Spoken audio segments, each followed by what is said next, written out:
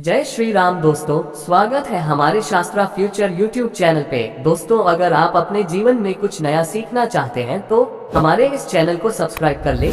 चलिए दोस्तों, शुरू करते हैं। नमस्कार दोस्तों, जय श्री कृष्ण, राधे राधे।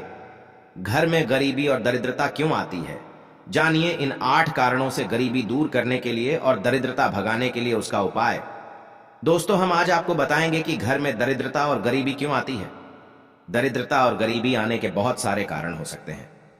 घर में दरिद्रता क्यों प्रवेश करती है और दरिद्रता को दूर कर लक्ष्मी का आगमन कैसे करें। घर में दरिद्रता का प्रवेश करने से घर में गरीबी आ जाती है। घर में दरिद्रता आने से घर की सुख शांति चली जाती है। आप चाहे जितना भी कमा लो, लेकिन आपके घर में बरकत नहीं होगी। आप कभी ना कभी जरूर सोचते होंगे कि इतना काम करने के बाद भी आपके पास पैसे क्यों नहीं रुकते हैं। बाहर से कितना भी कमा कर लाए, लेकिन घर में नहीं रुकता, क्योंकि आपके घर में दरिद्रता का वास हो चुका है। और जिसके घर में दरिद्रता का वास हो जाता है, उसके घर से सारे सुख शांति के साथ लक्ष्मी चली जाती है। उस घर की रौनक ही खत्म हो जाती है। उस घर में लक्ष्मी नहीं रहती है, लक्ष्मी उस घर से चली जाती है। तो चलिए जानते हैं कि दरिद्रता घर में क्यों प्रवेश करती है और घर में दरिद्रता प्रवेश करने का क्या कारण है और कैसे इसे भगा सकते हैं। घर में दरिद्रता आने का कारण और उसका उपाय आज हम आपको बताएंगे। दोस्तों, पहली बार हमारे चैनल पर आए हैं तो कृपया चैनल को सब्सक्राइब अवश्य कर लीजिएगा। साथ ही कमेंट में हर हर महादेव अवश्य लिखें। पहला कारण, घर में पूजा पाठ नहीं करने से। जी हां दोस्तों, घर में पूजा पाठ नहीं करने से घर में दरिद्रता का वास होता है। इसलिए घर में हर रोज पूजा पाठ करना चाहिए। आप किसी भी देवी देवता की पूजा कर सकते हैं। आप अपने घर के देवता की ही पूजा कर सकते हैं।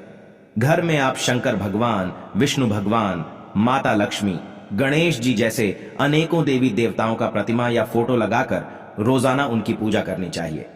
हर रोज धूप अगरबत्ती जलाना चाहिए, क्योंकि ऐसा कहा जाता है कि घर में पूजा पाठ करने से घर से दरिद्रता दूर होती है और लक्ष्मी का वास होता है। इसलिए आप अपने घर में रोजाना पूजा पाठ करके गरीबी और दरिद्रता को दूर कर सकते हैं। आप देखेंगे दिन पर दिन प्रगति होने लगेगी। दूसरा कारण, घर के दरवाजे से आवाज आना। घर में गरीबी और दरिद्रता क्यों आती है? जब आप घर के दरवाजे को लगाते या खोलते हैं, बंद करते समय या खोलते समय यदि आपके दरवाजे से चरचराहट की आवाज आती है, जो नकारात्मक ऊर्जा को जन्म देती है, तो इसी के माध्यम से दरिद्रता का प्रवेश होता है। जैसे जब आप किसी मंत्र को सुनते हैं तो मंत्र की ध्वनि से सकारात्मक ऊर्जा का संचार होता है। इसलिए कहा जाता है कि यदि आप मंत्र पढ़ नहीं सकते तो उसे सुनिए, क्योंकि मंत्र के उच्चारण से आपके आसपास ही आपको शरीर के अंदर से नकारात्मक ऊर्जा दूर हो जाती है और सकारात्मक ऊर्जा का संचार होता है। अगर आपके घर के दरवाजे से भी चरचराहट की आवाजें आ रही हैं तो आप सावधान हो जाइए, क्योंकि यह नकारात्मकता का संकेत दे रहा है। तीसरी कारण है, घर में मकड़ी के जाल होना। दोस्तों, आप अक्सर देखते होंगे कि घर में, खिड़की में, छत में मकड़ी का जाल होता है और इसे हम अनदेखा कर देते हैं। लेकिन आपको पता है, मकड़ी का जाल होने से दरिद्रता प्रवेश करती है, क्योंकि मकड़ी के जाल से नकारात्मक ऊर्जा का संचार होता है। और यदि आपके घर में मकड़ी का जाल है तो आप सतर्क हो जाइए, तुरंत उसे साफ करें, क्योंकि घर में जाल होना दरिद्रता की प्रवेश की निशानी है। इसलिए आप जब भी देखें कि आपके घर में मकड़ी का जाल है तो आप उसे तुरंत निकाल दें। नंबर 4, घर की नल से टप टप की आवाज आना।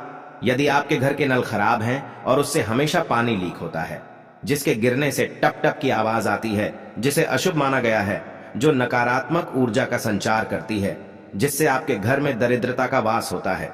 इसलिए यदि आपके घर के नल खराब है और पानी गिरने से टप टप की आवाज आती है तो आप उसे ठीक करवा लें, क्योंकि घर की नल से पानी टपकना दरिद्रता की निशानी है। नंबर 5, गरीबों को सताने से। यदि कोई आपके घर के आसपास कोई गरीब है तो उसकी मदद करनी चाहिए, लेकिन बहुत सारे ऐसे लोग हैं जो गरीबों को बहुत ही सताते हैं, जो कि गलत है। जो गरीबों को सताता है वह लोग और भी ज्यादा गरीब हो जाता है। धन पर घमंड नहीं करना चाहिए। नंबर 6, गणेश जी की प्रतिमा या फोटो गलत दिशा में लगाने के कारण घर में दरिद्रता और गरीबी आती है। इसका कारण, गणेश जी की प्रतिमा या फोटो को सभी लोग अपने घर के मुख्य दरवाजे पर लगाते हैं, क्योंकि गणेश जी रिद्धि सिद्धि के दाता है। लेकिन कुछ लोग गणेश जी की प्रतिमा को मुख्य दरवाजे पर लगाते समय बहुत बड़ी गलती कर देते हैं। जब घर के मुख्य दरवाजे पर प्रतिमा स्थापित करते हैं तो गणेश जी का मुख आगे की ओर रहता है और उसका पीठ घर की तरफ हो जाता है। और पीठ में दरिद्रता का वास होता है, जिससे आप गणेश जी के पीठ का दर्शन करते हैं तो आपके घर में दरिद्रता प्रवेश कर जाती है। यानी पीठ के माध्यम से ही घर में दरिद्रता प्रवेश करती है। इसलिए जब भी आप घर में गणेश जी की प्रतिमा लगाएं या स्थापित करें तो गणेश जी की ऐसी प्रतिमा लाएं जिसमें गणेश जी की दो मूर्तियां आपस में चिपकी हो, जिससे गणेश जी का मुख एक बाहर की ओर एक अंदर की तरफ हो। नहीं तो फिर आप घर के दरवाजे पर स्वास्तिक बना लें, क्योंकि स्वास्तिक भी गणेश जी की ही निशानी है। स्वास्तिक गणेश जी का स्वरूप माना जाता है। ऐसा करने से आपके घर में कभी भी दरिद्रता का प्रवेश नहीं होगा।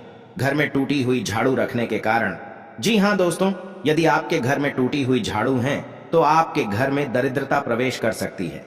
ऐसा नहीं है कि झाड़ू टूट गया या छोटा हो गया तो उसमें दरिद्रता आ जाएगी, लेकिन यदि आपके झाड़ू से सींग बाहर निकल रही हो या आपके झाड़ू से झाड़ू लगाने पर उनके कुछ अंश टूटकर बाहर निकलते हैं तो आपके घर में दरिद्रता आ सकती है, क्योंकि झाड़ू में मां लक्ष्मी का वास होता है और झाड़ू लगाते समय उससे सींग निकलकर टूटकर बिखरना, यह सब अशुभ निशानी है।